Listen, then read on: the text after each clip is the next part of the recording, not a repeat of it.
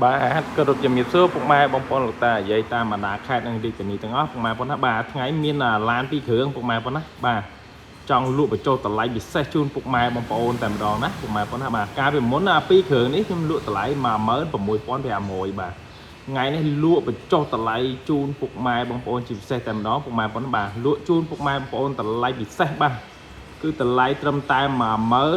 15800ទេបាទគឺតម្លៃដាច់ពុកម៉ែបងប្អូនណាបាទសម្រាប់ពុកម៉ែបងប្អូនដែលស្រឡាញ់ GS 06ប៉ុង1 Full Option បាទ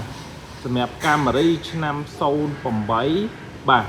ប្រភេទ Hybrid ប្រភេទសន្សំចៃពុកម៉ែបងប្អូនណាបាទសម្រាប់ពីរគ្រឿងនេះគឺដាក់តម្លៃឲ្យដូចគ្នាពុកម៉ែបងប្អូនណាបាទកាលពីមុនក៏លក់តម្លៃដូចគ្នាដែរឥឡូវក៏បញ្ចុះតម្លៃបាទពីរគ្រឿងនេះដូចគ្នាពុកម៉ែបងប្អូនណាបាទលក់ជូនពុកម៉ែបងប្អូនបាទធំតែ15800ទេពុកម៉ែបងប្អូនណាបាទហើយឡានរៀបចំឲ្យស្អាតស្អាតអស់ហើយពុកម៉ែបងប្អូនណាបាទសម្រាប់ GS បាទយ៉ាន់ហែកយ៉ាន់អីហើយមកសេតបាទហើយសម្រាប់កាមេរីបាទគុជអីហើយពុកម៉ែបងប្អូនណាយ៉ាន់ស៊ីនសំណុំនៅណែនទាំងអស់ពុកម៉ែបងប្អូនណាបាទប្រភេទ Hybrid ណាតោះពុកម៉ែបងប្អូនដែលចាប់អារម្មណ៍ GS មកមើល GS ពុកម៉ែបងប្អូនដែលចាប់អារម្មណ៍កាមេរីប្រភេទសំចៃប្រភេទ Hybrid អាចមកមើល Hybrid ពុកម៉ែបងប្អូនណាបាទតើពុកម៉ែបងប្អូនវិតតន់តែមានឱកាសពិសេសពុកម៉ែបងប្អូនណាទៅយើងបញ្ចុះតម្លៃពិសេសពុកម៉ែបងប្អូនណាបាទចាប់អារម្មណ៍មកគ្រឿងណាទិញមកគ្រឿងនឹងពុកម៉ែបងប្អូនណាបាទអរគុណច្រើន